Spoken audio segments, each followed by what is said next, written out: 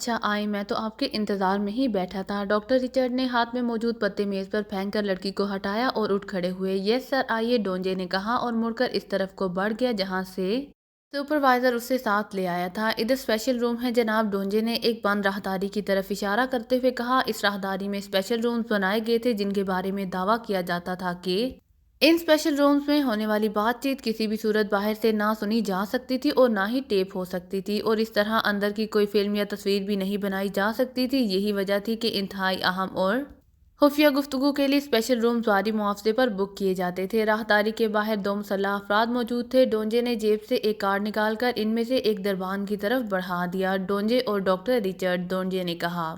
یس سر، دربان نے کارڈ اور پھر ڈونجے اور ڈاکٹر رچرڈ کو دیکھتے ہوئے مؤدبانہ لہجے میں کہا اور کارڈ کو جیب میں ڈال کر ایک طرف ہٹ گیا، جبکہ دوسرے دربان نے اپنی جیب سے ایک لمبی سی چابی نکالی اور راہداری کے بند پھاٹک کے کی ہول میں ڈال کر اسے گھمایا تو ہلکی سی کٹک کی آواز سے پھاٹک کھل گیا۔ واپسی پر آپ دوسری طرف سے جائیں گے، دربان نے کہا۔ یس مجھے معلوم ہے، ڈونجے نے جواب دیا اور پھر وہ ڈاکٹر رچرڈ کو ساتھ لے کر راہداری میں داخل ہو گیا۔ راہداری کے دونوں اطراف میں دروازے تھے جن کے دونوں اطراف کی تعداد ملا کر 10 تھی، جن میں سے 4 دروازوں کے اوپر سرخ رنگ کے بلب جل رہے تھے۔ اس کا مطلب تھا کہ یہ کمرے مصروف ہیں۔ 7 نمبر کمرے کے دروازے کے سامنے رک کر ڈونجے نے جیب سے ایک چھوٹی سی چابی نکالی جس کے ساتھ ٹوکن تھا۔ اس چابی کی مدد سے اس نے دروازہ کھول دیا۔ یہ ایک چھوٹا سا کمرہ تھا جس میں ایک گول میز کے گرد 4 کرسیاں موجود تھیں۔ ایک طرف ریک تھا جس میں شراب کی بوتلیں موجود تھیں۔ تشریف رکھیں ڈاکٹر صاحب، آپ نے چونکہ اب ٹاپ سیکرٹ رکھنے کے لیے کہا تھا اس لیے باس نے یہ خصوصی انتظامات کیے ہیں، ڈونجے نے مؤدبانہ لہجے میں کہا۔ یہ ضروری تھا کیونکہ اگر اس کے بارے میں اطلاع حکومت تک پہنچ گئی تو پھر میں باقی عمر کسی لیبارٹری کی بجائے کسی جیل میں ہی گزاروں گا، ڈاکٹر رچرڈ نے مسکراتے ہوئے کہا۔ یس سر، آپ کون سی شراب پینا پسند کریں گے، ڈونجے نے مسکراتے ہوئے کہا تو ڈاکٹر رچرڈ نے ایک قیمتی شراب کا نام بتا دیا۔ ڈونجے نے ریک سے ایک بوتل اٹھا کر سب سے نچلے خانے میں سے ایک گلاس اٹھا کر میز پر رکھا اور بوتل کھولنے لگا۔ کیا آپ نہیں پئیں گے، ڈاکٹر رچرڈ نے حیرت بھرے لہجے میں کہا۔ نہیں جناب، میں صرف رات کو فارغ ہو کر پیتا ہوں، دن کو نہیں، ڈونجے نے مؤدبانہ لہجے میں جواب دیا۔ شراب سے آدھا گلاس بھر کر اس نے گلاس ڈاکٹر رچرڈ کے سامنے رکھ دیا اور پھر مڑ کر اس نے دروازے کے ساتھ موجود سوئچ بورڈ پر موجود سرخ رنگ کا بٹن پریس کر دیا اور پھر واپس آ کر اپنی کرسی پر بیٹھ گیا۔ پہلے تو آپ یہ بتائیں کہ آپ نے ایمرجنسی کال کیوں کی ہے، ڈونجے نے کہا۔ اس لیے کہ ہماری لیبارٹری میں 3 ماہ کے لیے ریڈ الرٹ کیا جا رہا ہے اور 3 ماہ تک ہمارا اور آپ کا رابطہ قطعی طور پر نہیں ہو سکتا تھا، ڈاکٹر رچرڈ نے شراب سپ کرتے ہوئے کہا۔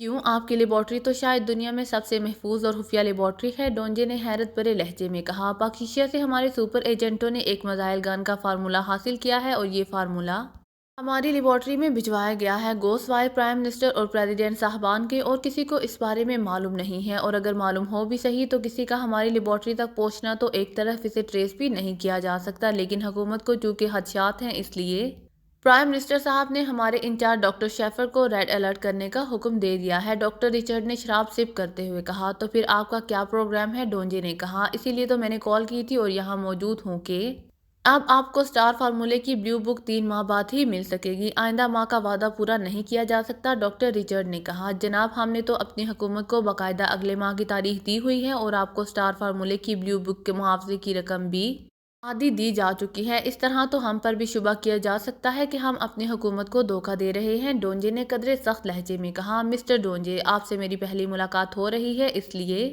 آپ نے میرے سامنے اتنی طویل تقریر بھی کر دی ہے جسے میں نے اس لیے برداشت کیا ہے کہ آپ میرے مقام سے واقف نہیں ہیں، آپ اپنے چیف سے میری بات کرائیں، آپ کو بھی معلوم ہو جائے گا کہ آپ کی حکومت کے لیے اسٹار فارمولہ کتنی اہمیت رکھتا ہے اور آپ کا چیف ہمارے بارے میں کیا سوچتا ہے۔ جہاں تک آدھی رقم کی بات ہے تو آپ چاہیں تو آپ کی رقم واپس کر کے معاہدہ ختم کیا جا سکتا ہے، ڈاکٹر رچرڈ نے سرد اور انتہائی سخت لہجے میں کہا۔ I am sorry doctor Richard, میرا مطلب آپ کی توہین نہ تھا، میں آپ کی بات چیف سے کرا دیتا ہوں، ڈونجے نے کہا اور پھر جیب سے ایک سرخ رنگ کا چھوٹا سا کارڈ لیس فون نکال کر اس نے اسے آن کیا اور پھر اس کے بٹن پریس کرنا شروع کر دیے۔ آخر میں اس نے لاؤڈر کا بٹن بھی پریس کیا اور پھر اسے درمیانی میز پر رکھ دیا۔ دوسری طرف سے گھنٹی بجنے کی آواز سنائی دیتی رہی، پھر کلک کی آواز کے ساتھ ہی ایک بھاری مردانہ آواز سنائی دی۔ یس چیف بول رہا ہوں، بھاری آواز میں کہا گیا۔ ڈونجے بول رہا ہوں چیف، ڈاکٹر رچرڈ آپ سے بات کرنے کے خواہش مند ہے، ڈونجے نے کہا۔ یس ڈاکٹر رچرڈ، کوئی خاص بات، آپ نے اچانک کال کیوں کی، چیف نے کہا۔ تو ڈاکٹر رچرڈ نے وہی پاکیزیائی ایجنٹوں کے خدشے کے پیش نظر لیبارٹری میں 3 ماہ تک ریڈ الرٹ کیے جانے کی تفصیل بتا دی۔ اس طرح تو معاملات لیٹ ہو جائیں گے اور ہماری حکومت اسٹار فارمولے کے لیے ایک ایک لمحہ گن کر گزار رہی ہے۔ اسٹار فارمولا حکومت کے لیے موت و زندگی کا معاملہ بن چکا ہے، چیف نے کہا۔ اب ان حالات میں آپ بتائیں کہ میں کیا کر سکتا ہوں، ڈاکٹر رچرڈ نے کہا۔ آپ جہاں تک اسٹار فارمولے پر کام کر چکے ہیں اتنا ہی ہمیں دے دیں تاکہ ہمارے ملک کے سائنسدان اس پر ابتدائی کام شروع کر دیں۔ ابتدائی کام میں 3 ماہ گزر جائیں گے، اس کے بعد باقی فارمولا آپ ہمیں بھجوا دیں گے جو ہم جلد تیار کر لیں گے۔ ہم حیث سگالی کے طور پر آپ کو فارمولے کی پوری رقم ادا کرنے کے لیے تیار ہیں، چیف نے کہا۔ ٹھیک ہے، آپ کی یہ تجویز بہترین ہے، لیکن اس کے لیے کسی کو میرے ساتھ جانا پڑے گا کیونکہ میں وہاں جانے کے بعد وہاں سے کسی صورت واپس دارالحکومت نہیں آ سکتا، کیونکہ پرائم منسٹر صاحب کے حکم پر ہم نے فوری طور پر ریڈ الرٹ نافذ کر دینا ہے۔ میں نے جو کہ دارالحکومت سے خصوصی سپلائی لینی تھی تاکہ 3 ماہ تک محدود رہنے کی وجہ سے ہمیں کسی آئٹم کی کمی محسوس نہ ہو، اور اس سے فائدہ اٹھاتے ہوئے میں نے آپ کو فون کیا تھا، ڈاکٹر رچرڈ نے تفصیل بتاتے ہوئے کہا۔ ٹھیک ہے، ڈونجے آپ کے ساتھ جائے گا، آپ اس پر مکمل اعتماد کر سکتے ہیں، چیف نے کہا۔ اوکے، لیکن کیا آپ مزید کچھ رقم پیشگی نہیں دے سکتے تاکہ میں اپنے ساتھی سائنسدان جس کی سرپرستی میں اسٹار فارمولے پر کام ہو رہا ہے کو مطمئن کر سکوں، ڈاکٹر رچرڈ نے کہا۔ ہاں کیوں نہیں، ہمیں آپ پر مکمل اعتماد ہے ڈونجے، چیف نے آخر میں ڈونجے کو مخاطب کرتے ہوئے کہا۔ یس چیف، ڈونجے نے مودبانہ لہجے میں کہا۔ $10 ملین کا گارنٹیڈ چیک ابھی ڈاکٹر رچرڈ کو دے دو اور رسید لے لو، چیف نے کہا۔ یس چیف، ڈونجے نے کہا، اور جیب سے ایک چیک بک نکال کر اس نے جیب سے بال پوائنٹ نکالا اور میز پر چیک بک رکھ کر اس پر ایک چیک کرنا شروع کر دیا، پھر اس نے چیک بک ڈاکٹر رچرڈ کی طرف بڑھا دی۔ اس رسید پر دستخط کر دیجیے، ڈونجے نے کہا، اور بال پوائنٹ ڈاکٹر رچرڈ کی طرف بڑھا دیا۔ ڈاکٹر رچرڈ نے بال پوائنٹ لے کر رسید پر دستخط کر دیے تو ڈونجے نے چیک پر دستخط کیے اور اسے چیک بک سے علیحدہ کر کے اس نے بڑے مودبانہ انداز میں چیک ڈاکٹر رچرڈ کی طرف بڑھا دیا۔ تھینک یو، ڈاکٹر رچرڈ نے مسرت بھرے لہجے میں کہا۔ آپ ڈونجے کو ساتھ لے جائیں اور اسٹار فارمولے کی بلیو بک جہاں تک کام ہو سکا ہے اسے دے دیں، وہ مجھ تک پہنچ جائے گی، گڈ بائے، چیف نے کہا، اور اس کے ساتھ ہی فون آف ہو گیا تو ڈونجے نے ہاتھ بڑھا کر فون اٹھایا اور اسے آف کر کے واپس جیب میں رکھ لیا۔ آپ آئیں میرے ساتھ، ڈاکٹر رچرڈ نے اٹھتے ہوئے کہا۔ یس سر، ڈونجے نے کہا اور مڑ کر دروازے کے ساتھ موجود سوئچ بورڈ پر سرخ رنگ کا بٹن آف کر دیا اور پھر اس نے دروازے کا لاک کھولا اور ایک طرف ہٹ گیا۔ ڈاکٹر رچرڈ جو کرسی سے اٹھ کھڑے ہوئے تھے اسپیشل روم سے باہر آ گئے۔ اب باہر کون سے راستے سے جانا ہوگا؟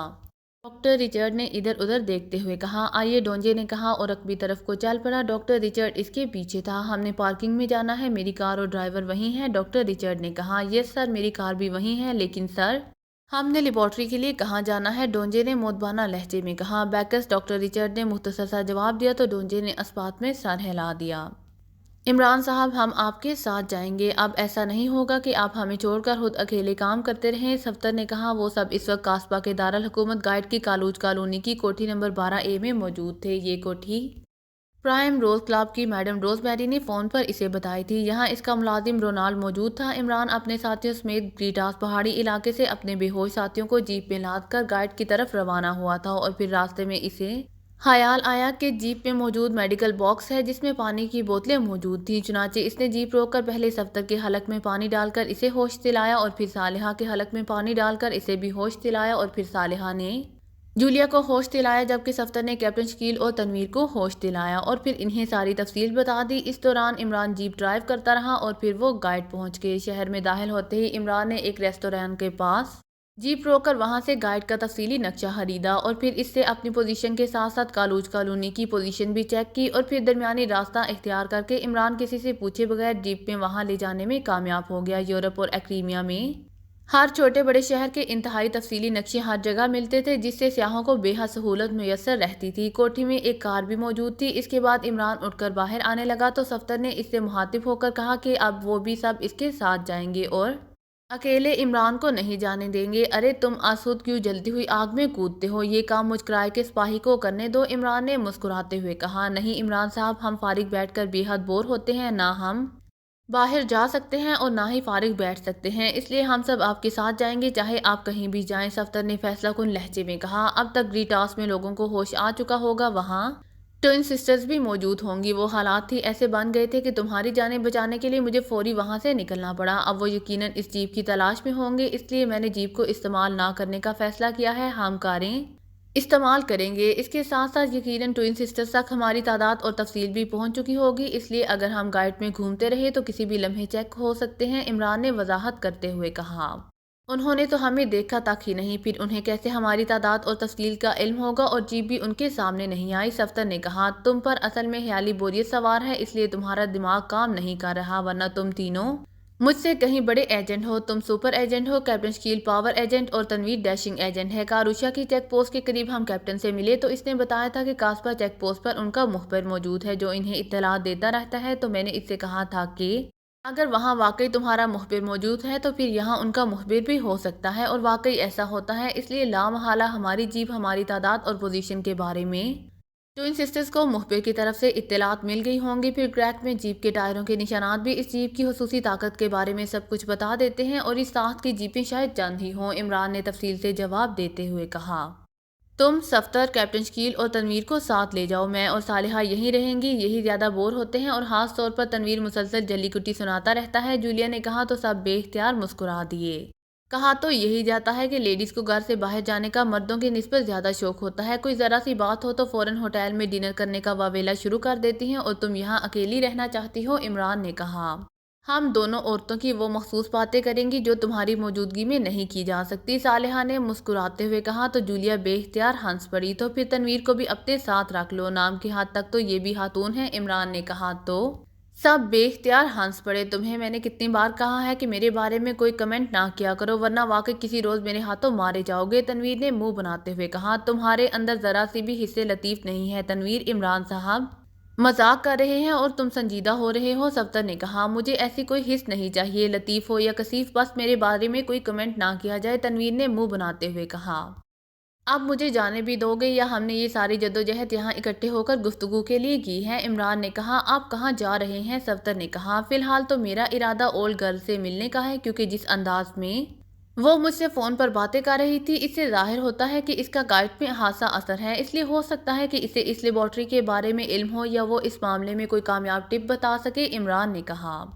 یہ باتیں فون پر بھی تو ہو سکتی ہیں عمران صاحب، کیپٹن شکیل نے کہا۔ نہیں، فون پر طویل گفتگو نہیں ہو سکتی، عمران نے کہا، تو جولیا بے اختیار چونک پڑی۔ جسے تم اولڈ گرل کہہ رہے ہو، اس کی عمر کیا ہے، جولیا نے ہونٹ چباتے ہوئے کہا۔ جب میری اس سے ملاقات ہوئی تھی تب وہ بھرپور جوان تھی، لیکن اس نے شادی میرے انکل سوبرس سے کی تھی جو حد سے بوڑھے تھے، اور مجھے یقین تھا کہ روز میری نے انکل سوبرس کی جائیداد پر قبضہ کرنے کے لیے ان سے شادی کی ہے، عمران نے مسکراتے ہوئے کہا۔ تو پھر تم اسے اولڈ گرل کیوں کہتے ہو، جولیا نے کہا۔ اس لیے کہ وہ میری آنٹی بن گئی تھی، عمران نے جواب دیا۔ چلیں عمران صاحب، ہمیں کام کرنا ہے، صفدر نے مداخلت کرتے ہوئے کہا، کیونکہ وہ عمران کا موڈ دیکھ رہا تھا کہ اس نے جولیا کو چڑھانے کے لیے ایسی باتیں کر دی ہیں۔ ہاں چلو، عمران نے کہا، اور پھر تھوڑی دیر بعد وہ چاروں کار میں سوار ہو کر پرائم روز کلب کی طرف بڑھے چلے جا رہے تھے۔ ڈرائیونگ سیٹ پر عمران، سائیڈ سیٹ پر صفدر اور عقبی سیٹ پر کیپٹن شکیل اور تنویر بیٹھے تھے، اور وہ سب یورپی میک اپ میں تھے۔ جب وہ قاصبہ میں داخل ہوئے تھے اس وقت بھی وہ تھے تو یورپی میک اپ میں، لیکن اب انہوں نے میک اپ تبدیل کر لیا تھا، کیونکہ یہاں غیر ملکی فوراً نظروں میں آ جاتے تھے۔ یہاں تقریباً ہر ملک کے سیاح آتے جاتے رہتے تھے، لیکن ان میں بھی زیادہ تر ایکریمین یا جاپانی افراد ہوتے تھے۔ عمران چونکہ گائیڈ کا نقشہ اچھی طرح دیکھ چکا تھا، اس لیے وہ اطمینان سے کار چلاتا ہوا آگے بڑھا چلا جا رہا تھا۔ عمران صاحب، کیا آپ کی اولڈ گرل کلب میں موجود ہوگی یا نہیں، صفدر نے کہا، تو عمران اس کی بات سن کر بے اختیار ہنس پڑا۔ جولیا کے سامنے تم نے یہ فقرہ نہیں کہا، ورنہ اب تک تم دوسری دنیا میں پہنچ چکے ہوتے، وہ میری اولڈ گرل کیسے ہو گئی، عمران نے کہا، تو اس پر صفدر بھی بے اختیار ہنس پڑا۔ میں نے تو روانی میں بات کر دی ہے، بہرحال آپ اسے فون کر لیتے تو بہتر تھا، صفدر نے کہا۔ اس کی ضرورت نہیں ہے، ایسے لوگ کلبوں میں ہی زیادہ وقت گزارتے ہیں، اور اگر نہ ہوگی تو پھر بھی ہم وہاں پہنچ جائیں گے جہاں وہ موجود ہوگی، عمران نے جواب دیتے ہوئے کہا، تو صفدر نے اس بات میں سر ہلا دیا۔ عمران صاحب، ٹوئن سسٹرز کی شہرت اور تذکرہ تو بہت سنا ہے، لیکن ابھی تک ان سے ملاقات نہیں ہوئی۔ سنا ہے کہ وہ بالکل اسی طرح آپس میں لڑتی جھگڑتی رہتی ہیں جس طرح آپ ہر وقت مذاق کرتے رہتے ہیں، کیپٹن شکیل نے کہا۔ ویسے ایک دوسرے کے ساتھ مستقل رہنا اور ہر وقت لڑتے رہنا بڑی عجیب سی بات ہے، صفدر نے کہا۔ اس میں عجیب سی کیا بات ہے، تنویر میرے ساتھ رہتا بھی ہے اور مجھ سے لڑتا بھی رہتا ہے، عمران نے جواب دیا، تو سب بے اختیار ہنس پڑے۔ میں تو تم سے نہیں لڑتا، ورنہ اب تک تم لاکھوں بار مارے جا چکے ہوتے، تنویر نے کہا۔ واہ، آج سمجھ میں آیا کہ ایک شاعر نے اپنے محبوب سے مخاطب ہو کر کیوں کہا تھا کہ بار بار قتل کیوں کرتے ہو، پہلے تو یہ بات سمجھ میں نہیں آئی تھی کہ ایک بار قتل کرنے کے بعد دوبارہ وہی آدمی کیسے قتل ہو سکتا ہے، عمران نے کہا، اور کار کہکہوں سے گونج اٹھی، اور اس پر تنویر بھی ہنس پڑا۔ کیپٹن شکیل اور تنویر کو اگر ٹوئن فرینڈز قرار دے دیا جائے تو بات بن سکتی ہے، صفدر نے کہا، تو سب ایک بار پھر بے اختیار ہنس پڑے۔ یہی ڈبل ایس والی یعنی ٹوئن فرینڈز بامقابلہ ٹوئن سسٹرز، عمران نے جواب دیتے ہوئے کہا، آپ تو مقابلہ اس طرح کہہ رہے ہیں جیسے ریسلنگ کے مقابلوں میں اعلان کیا جا سکتا ہے۔ کیپٹن شکیل نے کہا تو سب ایک بار پھر ہنس پڑے۔ تھوڑی دیر بعد وہ پرائم روز کلب کی خوبصورت 10 منزلہ عمارت کے کمپاؤنڈ میں داخل ہوئے اور عمران نے کار سائٹ پر موجود وسیع پارکنگ کی طرف موڑ دی۔ کلب کا ماحول خاصا امیرانہ دکھائی دیتا تھا۔ وہاں موجود اور آنے جانے والے افراد سب اعلیٰ طبقے کے افراد دکھائی دیتے تھے۔ کار پارکنگ میں روک کر پھر کارڈ لے کر عمران اپنے ساتھیوں سمیت جب ہال میں داخل ہوا تو ہال تقریباً بھرا ہوا تھا اور بہت کم میزیں خالی تھیں۔ عمران اور اس کے ساتھی ابھی دروازے سے تھوڑا آگے رک کر ہال کا جائزہ لے رہے تھے کہ ایک سپروائزر تیزی سے ان کی طرف بڑھا۔ آپ کھانا کھانا چاہتے ہیں تو اس کے لیے ہال علیحدہ ہے جناب، سپروائزر نے کہا۔ چونکہ لنچ کا وقت تھا اس لیے سب نے یہی سمجھا ہوگا کہ یہ 4 افراد مل کر کھانا کھانے آئے ہوں گے، کیونکہ یورپ میں اس کا عام رواج تھا۔ اور اگر ہم ڈانس کرنے اور میوزک سننے آئے ہوں تو عمران نے کہا، سر اس کا بھی خصوصی انتظام ہے، آئیے۔ سپروائزر نے مسکراتے ہوئے کہا، گڈ، اس کا مطلب ہے کہ میڈم روز میری نے بہت اچھے تعلقات کر رکھے ہیں۔ عمران نے مسکراتے ہوئے کہا تو سپروائزر چونک پڑا۔ آپ نے چیئر پرسن صاحبہ کا نام لیا ہے، کیا اس کا کوئی خاص مقصد ہے؟ ہاں، ہمارا خاص مقصد ہے کہ ہم یہاں نہ کھانا کھانے آئے ہیں نہ ہی ڈانس اور میوزک سننے، بلکہ چیئر پرسن میڈم روز میری سے ملنے آئے ہیں۔ عمران نے بھی یکلحظ سنجیدہ ہوتے ہوئے کہا، شاید وہ سپروائزر کے سنجیدہ ہونے پر سمجھ گیا تھا کہ یہاں میڈم روز میری کے بارے میں بہت کم بات ہوتی ہے۔ آپ کی ملاقات طے ہے ان سے؟ سپروائزر نے ہاں سے حیرت بھرے لہجے میں کہا، نہیں، لیکن وہ پرنس کو انکار نہیں کر سکتی۔ تم صرف یہ بتا دو کہ ان سے کاؤنٹر پر بات ہو سکتی ہے یا براہ راست ان کے پاس جانا ہوگا؟ عمران نے کہا، میرے ساتھ آئے، میں معلوم کراتا ہوں، سپروائزر نے کہا، اور پھر وہ عمران اور اس کے ساتھیوں کو ساتھ لے کر ایک سائڈ پر بنے ہوئے وسیع و عریض کاؤنٹر پر آ گیا جہاں ایک مرد اور بہت ساری عورتیں موجود تھیں جو سب اپنے اپنے مخصوص کاموں میں مصروف تھی۔ مسٹر روکی، سپروائزر نے کاؤنٹر کے موجود پیچھے اس مرد سے مخاطب ہو کر کہا، لہجہ مؤدبانہ تھا۔ یس مسٹر سپروائزر، روکی نے مسکراتے ہوئے کہا۔ سپروائزر کے سینے پر باقاعدہ سپروائزر کا بیج لگا ہوا تھا۔ یہ پرنس اور ان کے ساتھی ہیں اور چیئر پرسن صاحبہ سے ملاقات چاہتے ہیں۔ میں نے ان سے پوچھا تھا کہ ملاقات پہلے سے طے ہے یا نہیں تو انہوں نے کہا کہ طے تو نہیں، لیکن چیئر پرسن صاحبہ ملاقات سے انکار نہیں کر سکتی، اور انہوں نے چیئر پرسن صاحبہ کا نام بھی لیا تھا۔ سپروائزر نے اس طرح بیان دینا شروع کر دیا جیسے عدالت میں جج کے سامنے بیان دے رہا ہو، سوری پرنس، چیئر پرسن تو کنگ سے ملاقات نہیں کرتی، پرنس تو پھر پرنس ہوتا ہے۔ روکی نے منہ بنا کر جواب دیتے ہوئے کہا، اپنا لہجہ درست کرو مسٹر، ورنہ میں دانت باہر نکال دوں گا، سمجھے؟ تنویر نے بھوکے بھیڑیے کی طرح گھراتے ہوئے کہا۔ تو نہ صرف روکی بلکہ ارد گرد موجود باقی افراد بھی یکلحظ چونک کر اس طرف متوجہ ہو گئے۔ سوری سر، مجھ سے بات کریں سر، ادھر مجھ سے، میں چیف سپروائزر ہوں جیفری۔ یکلحظ ایک ادھیڑ عمر آدمی جس نے یونیفارم کی بجائے سوٹ پہن رکھا تھا تیزی سے چلتا ہوا ان کے قریب آ گیا۔ اس کے کوٹ کے کالر پر چیف سپروائزر کا بیج موجود تھا۔ پہلے مسٹر روکی کے زندہ بچ جانے پر اسے مبارکباد، کیونکہ میرے ساتھی نے صرف میڈم روز میری کا لحاظ کیا ہے، ورنہ وہ ایسے لہجے والوں کو ایک لمحے میں زمین کے نیچے پہنچا دیتا ہے۔ اور دوسری بات یہ کہ جب تمہاری چیئر پرسن کو معلوم ہوگا کہ اس کے کلب کی 10 منزلہ بلڈنگ کسی آتش فشاں کی طرح پھٹ کر ختم اس لیے ہو گئی ہے کہ تم نے پرنس کی بات میڈم روز میری سے نہیں کرائی، تو اس وقت اگر تم زندہ رہے تو وہ یقیناً اپنے ہاتھوں سے تمہارے پرزے اڑا دے گی۔ عمران نے گھراتے ہوئے کہا، روکی چلو تم باقی دن کے لیے آف پر جاؤ۔ چیف سپروائزر نے عمران کی بات کا جواب دینے کی بجائے روکی سے مخاطب ہو کر تحکمانہ لہجے میں کہا، یس سر، روکی نے ہونٹ بھینچتے ہوئے کہا، اور پھر وہ کاؤنٹر کی سائڈ سے نکل کر ایک سائڈ پر آگے بڑھتا چلا گیا۔ آئیے جناب میرے ساتھ، میں بات کراتا ہوں، چیف سپروائزر نے عمران سے مخاطب ہو کر کہا۔ لہجہ مؤدبانہ ہی تھا، اور پھر وہ عمران اور اس کے ساتھیوں کو ایک خاصے بڑے آفس میں لے آیا۔ یہ آفس چیف سپروائزر کا تھا۔ تشریف رکھیں چیف سپروائزر، جیفری نے میز کی سائڈ پر موجود کرسیوں کی طرف اشارہ کرتے ہوئے کہا، اور خود وہ گھوم کر میز کے عقب میں موجود ریوالونگ چیئر کی طرف بڑھ گیا۔ عمران اور اس کے دوسرے ساتھی دوسری سائڈ پر موجود کرسیوں پر بیٹھ گئے تو جیفری نے ہاتھ بڑھا کر ریسیور اٹھایا اور 2 نمبر پریس کر دیے۔ آخر میں اس نے لاؤڈر کا بٹن بھی پریس کر دیا۔ جیفری بول رہا ہوں جناب، اپنے آفس سے، جیفری نے دوسری طرف سے ریسیور اٹھاتے ہی کہہ دیا۔ لاؤڈر کی وجہ سے دوسری طرف سے آنے والی آواز سب سن رہے تھے، اس لیے صرف ریسیور اٹھانے جانے کی آواز ہی سنائی دی تھی۔ کوئی خاص بات؟ چند لمحوں بعد ایک بھاری اور سرد سی آواز سنائی دی تو جیفری نے عمران اور اس کے ساتھیوں کے بارے میں نہ صرف تفصیل بتا دی بلکہ روکی کے ساتھ ہونے والی بات چیت بھی دہرا دی۔ میری بات کرائیں پرنس سے، دوسری طرف سے کہا گیا تو جیفری نے ریسیور عمران کی طرف بڑھا دیا۔ جنرل مینیجر رالف سے بات کریں، جیفری نے کہا۔ ہیلو، پرنس بول رہا ہوں، اور اپنی چیئر پرسن کو فون کر کے کہہ دو کہ تمہارا نوٹی بوائے اپنے ساتھیوں سمیت کلب میں موجود ہے لیکن اسے ملنے نہیں دیا جا رہا، اس لیے اب دو صورتیں ہوں گی، اول تو یہ ملاقات ہوگی یا پھر دوسری صورت میں یہ کلب ہمیشہ ہمیشہ کے لیے زمین بوس ہو جائے گا۔ عمران کا لہجہ بات کرتے کرتے خوش سے خوش تر ہوتا چلا گیا۔ جناب دھمکیاں نہ دیں، ہم سب شریف لوگ ہیں، میں بات کراتا ہوں چیئر پرسن صاحبہ سے۔ دوسری طرف سے رولف نے بڑے مہذبانہ لہجے میں کہا تو عمران نے بے اختیار ہونٹ بھینچ لیے۔ ظاہر ہے جنرل مینیجر نے طنزیہ لہجے میں یہ فقرہ ادا کیا تھا، لیکن چونکہ فون پر خاموشی طاری ہو گئی تھی اس لیے عمران خاموش رہا اور اس نے ہاتھ بڑھا کر ریسیور رکھ دیا۔ کچھ دیر بعد فون کی گھنٹی بج اٹھی تو جیفرے نے ہاتھ بڑھا کر ریسیور اٹھا لیا۔ یس جیفرے بول رہا ہوں، جیفرے نے مؤدبانہ لہجے میں کہا۔ یس یس میڈم، یس حکم کی تعمیل ہوگی، جیفرے نے یک لحظ انتہائی مؤدبانہ لہجے میں دوسری طرف سے ہونے والی بات سن کر کہا، اور اس کے ساتھ ہی اس نے جلدی سے ریسیور رکھا اور اٹھ کھڑا ہوا۔ آئیے جناب، چیئر پرسن نے آپ کو فوری طور پر اسپیشل آفس میں ملاقات کا وقت دیا ہے اور انہوں نے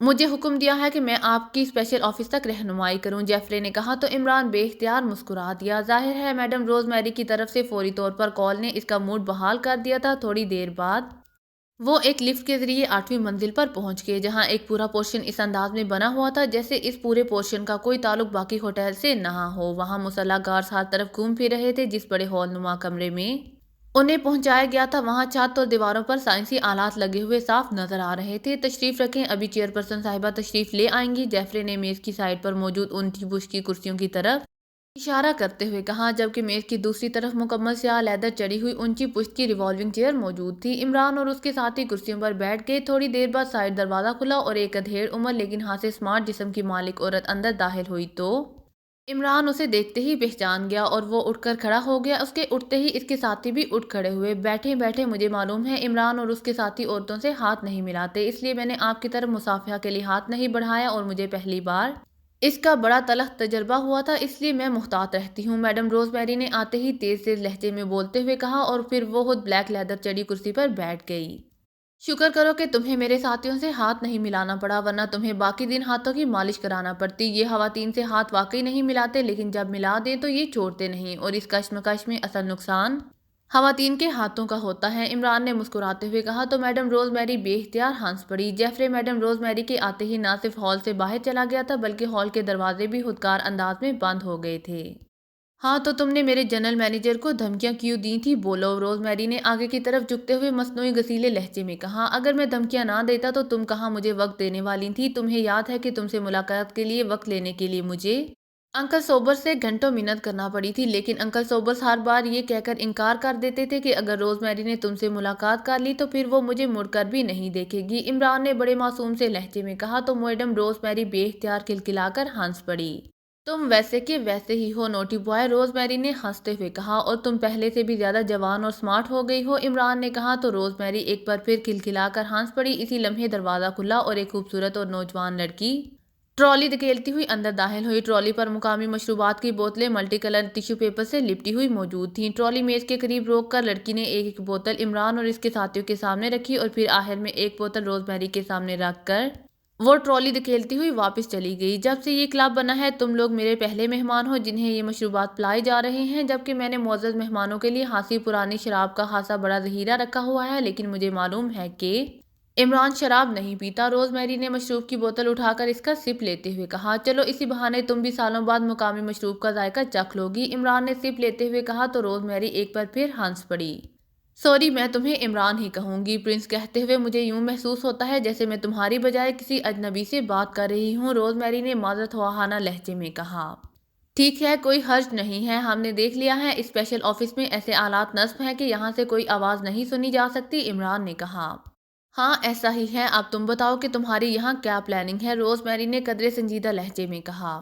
ٹوئن سسٹرز کے بارے میں یا کسی اور معاملے کے بارے میں؟ عمران نے مسکراتے ہوئے کہا۔ اسے یاد تھا کہ جب کاروشیا سے ریمنڈ نے فون پر روز میری سے بات کرائی تھی تو روز میری نے کہا تھا کہ ٹوئن سسٹرز کو وہ بے حد پسند کرتی ہے، اس لیے عمران نے یہ فقرہ کہہ دیا تھا۔ پہلے بھی تمہیں فون پر کہا کہ ٹوئن سسٹرز تمہاری طرح تربیت یافتہ ایجنٹ ہیں، اس لیے میں درمیان میں نہیں آ سکتی، تم اپنے طور پر ایک دوسرے سے نمٹو، اور تم نے یہ کہا تھا کہ اگر وہ تمہارے مقابلے پر آئیں گی تب ہی تم ان کے مقابلے پر آؤ گے۔ تمہارا ٹارگٹ وہ فارمولہ ہے جو پاکیشیا سے لایا گیا ہے، روز میری نے کہا۔ ہاں ہمارا اصل ٹارگٹ وہی فارمولہ ہے، لیکن ہمیں یہ معلوم نہیں ہے کہ یہ فارمولہ यहाँ किस لیبارٹری میں بھجوایا گیا ہے؟ اگر تم اس سلسلے میں کوئی مدد کر سکو تو ٹھیک، ورنہ ہمیں جانے کی اجازت دو، ہم خود ہی اسے تلاش کر لیں گے۔ عمران نے کہا، کیسے کرو گے تلاش؟ روز میری نے چونک کر پوچھا۔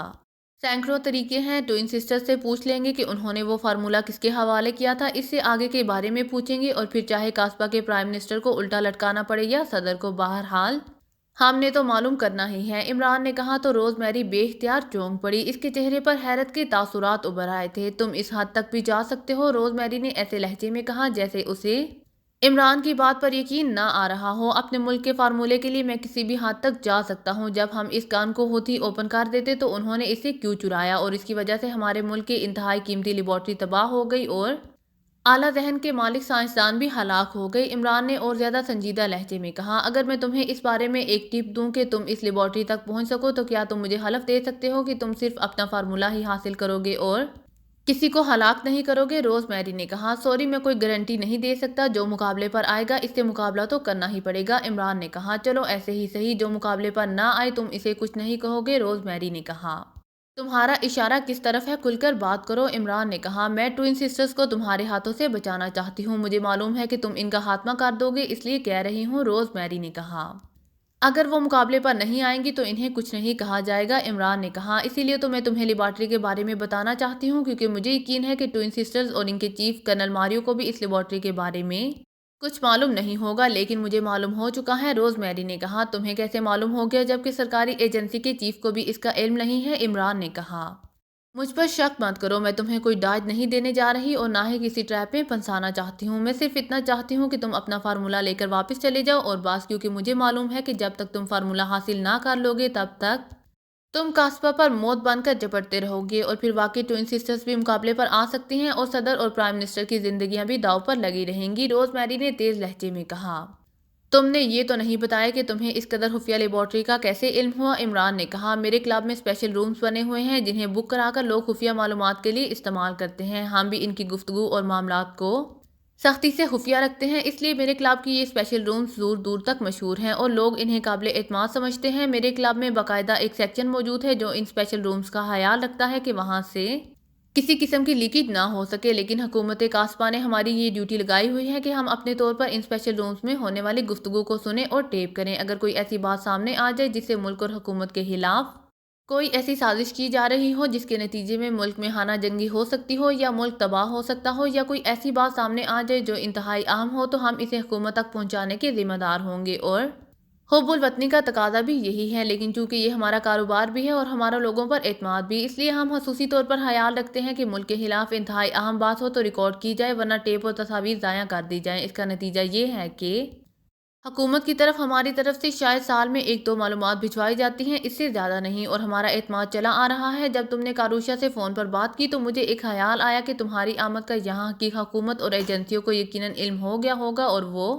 تمہارے خلاف یقیناً جال بچھا رہے ہوں گے، اور مجھے معلوم ہے کہ ایجنسیاں بھی خفیہ گفتگو کے لیے ہمارے ہی اسپیشل رومز استعمال کرتی ہیں، اس لیے میں نے اسپیشل روم سیکشن کے انچارج کو بلا کر اسے کہہ دیا کہ وہ لیبارٹریوں کے بارے میں، ایم گن کے فارمولے کے بارے میں یا پاکیزائی ایجنٹوں کے بارے میں کوئی خفیہ بات چیت سامنے آئے تو مجھے اطلاع دی جائے۔ چنانچہ آج ہی ایک ٹیپ مجھے بھجوائی گئی ہے جس میں پاکیزائی ایجنٹوں کا ذکر ہے، جہاں تک میں سمجھی ہوں اس میں موجود گفتگو میں تمہارے نام کا اشارہ ہے کہ یہاں لیبارٹری کا سائنسدان ڈاکٹر رچرڈ، جو کسی غیر ملکی ایجنٹ سے کسی فارمولے کا سودا کر رہا ہے، ان کی گفتگو کے درمیان پاکیزائی ایجنٹوں کا بھی ذکر آیا ہے کہ پاکیزائی ایجنٹوں کی وجہ سے پرائم منسٹر کے حکم پر لیبارٹری انچارج ڈاکٹر شیفر نے لیبارٹری میں 3 ماہ کے لیے ریڈ الرٹ کا حکم دے دیا ہے۔ اس کا مطلب ہے کہ پاکیزا سے لایا گیا ایم گن کا فارمولا ڈاکٹر شیفر والی لیبارٹری میں بھجوایا گیا ہے۔ میڈم روز میری نے مسلسل بولتے ہوئے کہا، ویری گڈ آنٹی جینز، تم نے تو کمال کر دیا، سارا مسئلہ ہی حل کر دیا۔ عمران نے مسرت بھرے لہجے میں کہا، پہلے تو تم مجھے روز میری کہتے رہے ہو، اب اچانک تمہیں میرا خاندانی نام کیسے یاد آ گیا؟ روز میری نے مسکراتے ہوئے کہا، انکل سوبرس جب تم سے بے حد خوش ہوتے تھے تو تمہیں جینز کہہ کر پکارا کرتے تھے، ورنہ عام حالات میں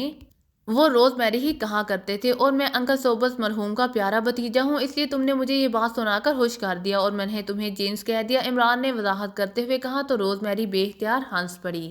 سوبرس تمہارے بارے میں ٹھیک کہا کرتا تھا کہ تمہارے پاس ہر سوال کا جواب موجود ہوتا ہے کہ سوال کرنے والا لاجواب ہو جاتا ہے۔ روز میری نے مسکراتے ہوئے کہا، کیا وہ ٹیپ تم ہمیں سنوا سکتی ہو؟ عمران نے کہا، ہاں لیکن ایک شرط پر کہ تم اسے میرے نام سے لیک نہیں کرو گے، کیونکہ اگر ایسا ہوا تو میرے کلب کا اعتماد ختم ہو جائے گا، جو مجھے کسی صورت منظور نہیں ہے۔ میں نے برسوں اس اعتماد کو قائم رکھنے کے لیے محنت کی ہے، روز میری نے جواب دیتے ہوئے کہا۔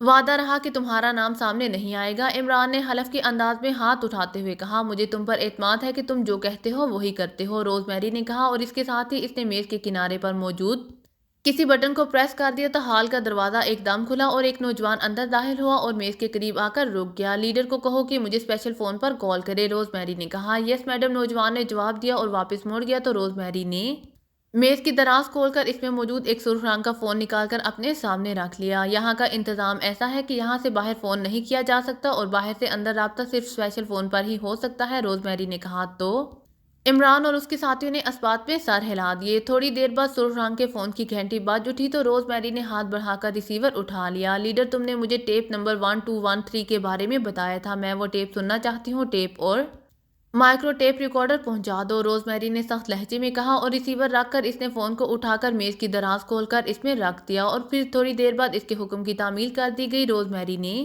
مائکرو ٹیپ ریکارڈر میں ایڈجسٹ کیا اور اس کا بٹن پریس کر دیا۔ چند لمحوں بعد دو آدمیوں کے درمیان گفتگو شروع ہو گئی۔ عمران اور اس کے ساتھی روز میری کے ساتھ خاموش بیٹھے یہ گفتگو سنتے رہے۔ جب ٹیپ ختم ہو گئی تو روز میری نے بٹن آف کر دی۔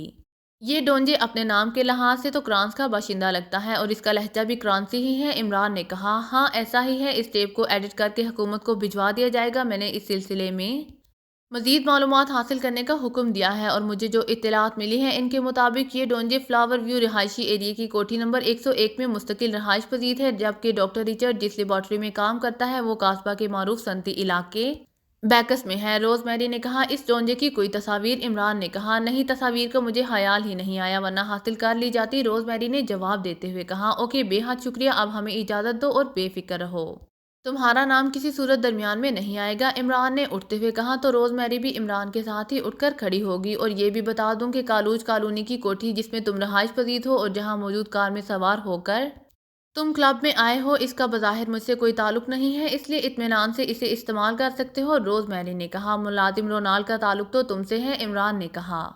نہیں، اس کا بھی مجھ سے براہ راست کوئی تعلق نہیں ہے یا میرے کلب سے نہیں ہے، اور ویسے بھی وہ انتہائی قابل اعتماد آدمی ہے، روز میری نے کہا۔ اوکے، ایک بار پھر ان معلومات کے لیے شکریہ، عمران نے کہا۔ ارے ہاں، وہ میں نے ٹوکن معاوضہ بھی تو لینا تھا، وہ لینا تو مجھے یاد ہی نہیں رہا، روز میری نے مسکراتے ہوئے کہا۔ 2-4 ٹوکن اکٹھے ہو جائیں تو اکٹھے ہی دے کر واپس جاؤں گا، عمران نے کہا۔ تو روز میری بے اختیار کلکلا کر ہنس پڑی اور عمران آگے کی طرف بڑھ گیا۔ اگر آپ کو میری ویڈیو پسند آئے تو please like, share and subscribe کرنا مت بھولیے گا۔ جزاک اللہ۔